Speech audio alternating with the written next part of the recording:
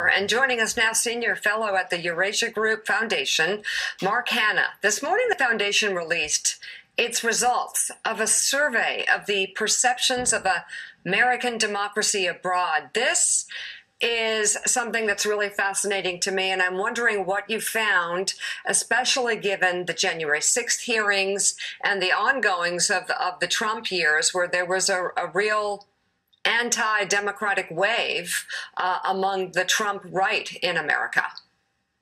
Sure. So this is and thank you for having me on. This is our fourth year now of conducting a survey of geopolitically very diverse countries, not just European countries as was in that previous segment, but Nigeria, Germany, Japan, India, Egypt, Mexico, Poland. And one thing that we found, the good news first, is that in the 4 years of doing this survey, favorable views of the United States in general and of American-style democracy in particular are at a 4-year high. So that's the good news. And so despite everything that we're seeing and the sort of blemish on American democracy that the January 6th hearings might manifest, that's a positive sign. When it comes to the war in Ukraine, we have some interesting findings as well.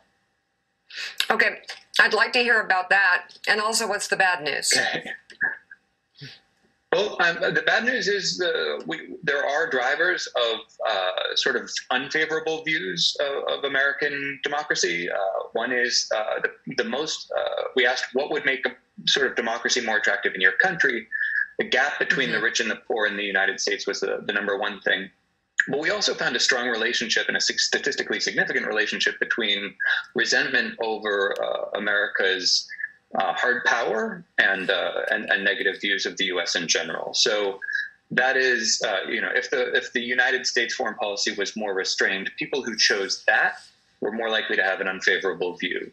In large part, though, Joe Biden's foreign policies have gotten broad support. More than 2.5 times as many people supported as opposed his withdrawal of American troops from Afghanistan back in August, and more than roughly 2.5 times as many think that the United States responded well to the Russian invasion. Though when we asked follow-up questions to that, the reason they suggested it responded well had more to do with it avoiding a wider war, avoiding a direct confrontation between the United States and Russia than other things like arming the Ukrainians or preserving its territorial integrity.